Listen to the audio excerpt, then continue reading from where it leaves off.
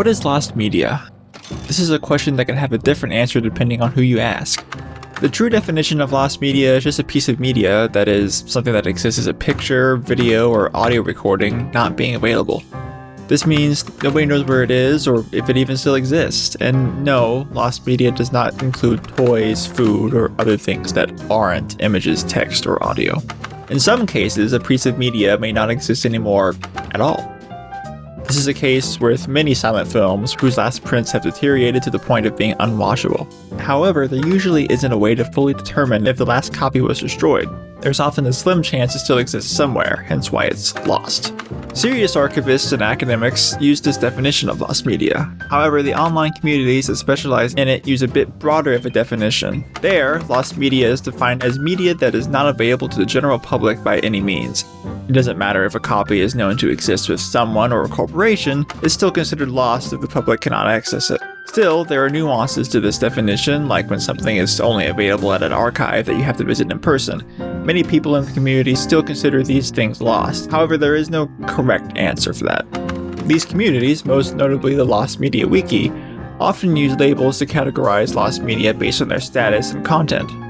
These labels are not safe for work, meaning that it's sexual in nature, not safe for life, meaning it contains violence or disturbing content, as well as existence unconfirmed, partially lost, partially found, and unidentified, which has two definitions. Traditionally, this is for something that has been found but the origins are not known. However, it's often misused for something that someone recalls but no longer remembers the name of. This is not lost media. Do not go to a lost media community to ask if others remember the name of something you don't. If you do have something in mind that you want to search for, it's important to know your goal. Do you research on what it is, where it came from, who made it, what else they made, and why? How old is it? What format is it in? From what region?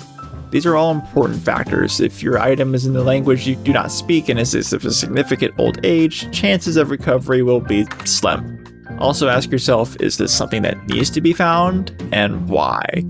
Try only searching for things that you're interested in and want for yourself, not because it's something that others are interested in. Try going about searching for your item by not searching for the item directly, but the story that led to its creation. The item is just part of that story. Also, you cannot expect people to help you in your search. Usually, whatever you're searching for is so niche, it will be difficult to find others interested enough to help.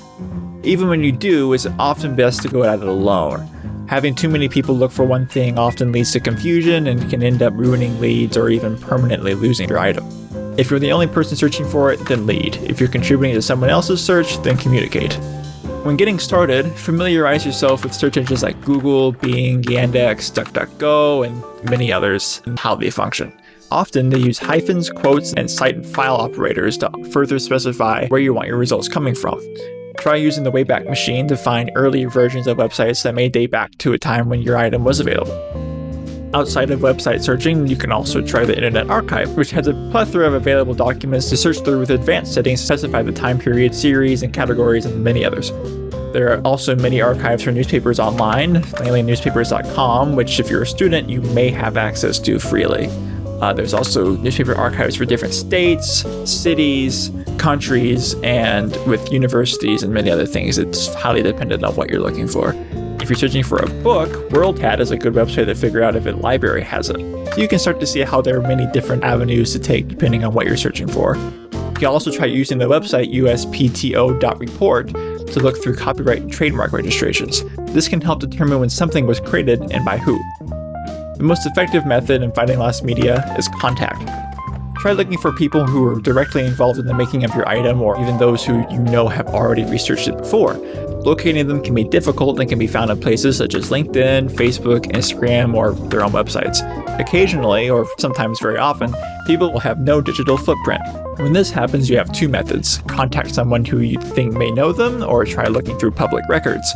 This can be accomplished through a variety of websites. The one I often use is one called fastpeoplesearch.com. However, if you do try this method, please use caution and courteousness to respect people's privacy. Often they will ask you, how did you find my number? And you've got to be honest to say, I found it through public records. When speaking to someone, open with a friendly greeting and introduce yourself. Do not lie about your age or your name, and simply speak to your lead as another human being. This is surprisingly not common. Tell them why you're researching your subject and ask them if they would be comfortable talking to you about it. Sometimes they may ask why. In this case, be honest yet again and tell them about why you're interested in the subject. This is why you should only be searching for things that you have a real interest in. Otherwise, you don't really have a reason besides clout. It's advised not to mention what community you're a part of, if any. Often this can make you look amateurish and paint a bad light on the community depending on how your conversation goes. It's important to be respectful and open to what your lead's background may be. Be fully transparent with what you want and what you want to do with it. Some people may not be able to speak to you because of legal reasons. Other times they simply don't have the time to. If this happens, thank them for their time and move on. Do not threaten them, name call, or spread their social information elsewhere. This is extremely unprofessional for a multitude of reasons. In the case your lead does not respond to your email, be patient and send a follow-up after a week. If still no response, try calling them. Yes, this may be difficult if you have social anxiety, but there really isn't going to be another way. Often your first lead isn't going to have what you want. However, they'll have useful information. Make conversation and ask them what they know and listen to their stories. Many times what you're searching for won't be well documented. Take note of what your lead is saying and try sharing what you learned with others.